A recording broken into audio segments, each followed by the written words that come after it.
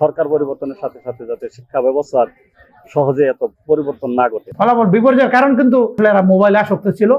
সারা বাংলাদেশে জিপিএ 5 এর সংখ্যা এত বেশি ছিল যে একটা বাচ্চা মোটামুটি পড়াশোনা করলেই আমার মনে হয় জিপিএ 5 তারা খুব সহজে পেয়ে যেত, এবং এই টেন্ডেন্সিটা থেকে মানুষ পড়াশোনার দিকে একটু বাচ্চারা অনীহা, যে কম পড়লে পাশ করা যায়। কিন্তু এখনকার এই রেজাল্ট খারাপ হওয়াটা আসলে আমি খুব খারাপ চোখেও দেখছি না। বাচ্চারা কিন্তু পড়াশোনার প্রতি আমার মনে হয় যে সামনে আরো বেশি যত্নশীল হবে, এবং অতীতের যে ভুল ত্রুটিগুলো আছে আমাদের শিক্ষকদের মধ্যে এগুলো আমাদের আরো বেশি দায়িত্বশীল হয়ে দেখতে হবে, এবং বাচ্চাদের সাথে একটা বন্ধুত্বপূর্ণ সম্পর্ক সৃষ্টি করতে হবে। শিক্ষার্থীদের বিদ্যালয় বিমুখতা আছে। আমি যদি বলি যে সরকারি হাসপাতালগুলিতে রোগীর যেমন আস্থাহীনতা সৃষ্টি হয়েছে, ঠিক একইভাবে দেখা যাচ্ছে যে স্কুলগুলির প্রতি শিক্ষার্থীদের একটা আস্থাহীনতা সৃষ্টি হয়েছে, যার ফলে কোচিং নির্ভরতা বেড়ে গেছে।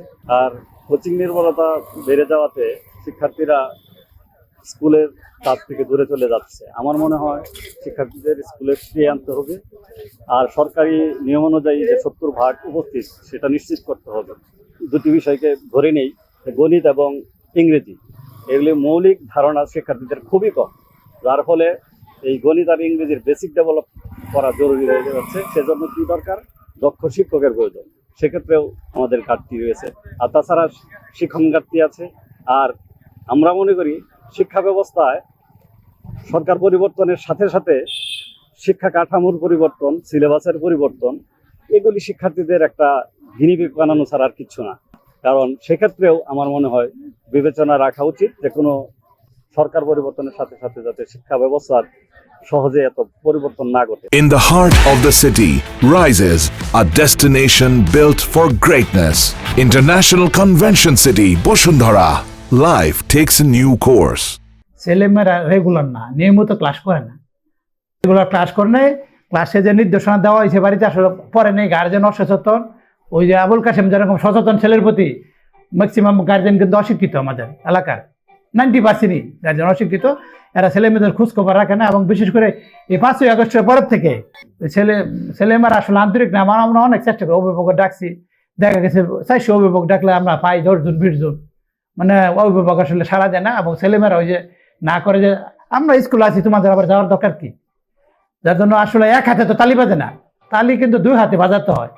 ওরা এই রেগুলার ছিল, রেগুলার ক্লাস করছে না ছেলেমেয়েরা, আর পড়াশোনা করে না। এই যে সকালে ভোরে আসে 6টার মধ্যে প্রাইভেটে এসে পড়ে, আইয়া জায়গা স্কুলে ক্লাস করে না, জায়গা বাড়িতে গার্জেন জিগায় না যে কেন এসে বলা। তুমি জিজ্ঞাসা করলে অনেকে মিথ্যা কথা বলে যে স্কুলে ক্লাস হয় নাই, স্যার নাই, ছাত্র নাই, ওই ক্লাসে ছাত্র আজকে নাইকে, কেউ নাইকে, এই জন্য মাইসে পড়ছি এরকম। যার জন্য এই ফলাফল বিপর্যয়ের কারণ কিন্তু নিয়মিত ছেলেমেয়েরা স্কুলে না আসা, এটাই প্রধান কারণ। কিন্তু আসলে এরা মোবাইলে আসক্ত ছিল। ওই দেখা গেছে 4-5 জন ছেলে মেয়ে মিলে একসাথে গিয়া ওই যে স্কুল থেকে গেছে গা, এক জায়গায় বসে আসতে বসে মোবাইল টিপি করতেছে, মানে দেখতেছে, টিকটক করতেছে। এরকম মোবাইলে অনেকটা দিয়ে 50% মোবাইলে দিয়ে, আর 50% ইরেগুলার নিয়মিত স্কুলে না আসা। ছেলেরা জায়গা প্রস্তাব করবার গিয়ে ওই ওয়াল টপকে জায়গা দিক দিয়ে বই আনে না, খাতা আনে না। হ্যাঁ, একটা খাতা হলে একটা বই নিয়ে আসে, যার জন্য আমরা খুব বেঁকে যায়। ওই গার্জেন আসলে সচেতন না, আর ছেলেমেয়েরা পড়াশোনা আগ্রহী না। এখন যেহেতু একটা বিপর্যয় ঘটছে, আমি আশা করি যে আগামীতে ছেলেমেয়েরা বই নিয়ে বসবে। পড়াশোনা না করে ফলাফল ভালো হওয়ার যে টেন্ডেন্সি ছিল, এই টেন্ডেন্সি থেকে আমরা বেরিয়ে এসেছি। আমরা চেষ্টা করছি যে যেরকম পড়াশোনা করেছে তার ফলাফল সেরকমই হয়েছে। ইংরেজি এবং গণিতে আমাদের ছেলেমেয়েরা একটু খারাপ করেছে। ইংরেজি এবং গণিত ক্লাসে নিয়মিত শিক্ষার্থীদের উপস্থিতি এটা নিশ্চিত করতে হবে।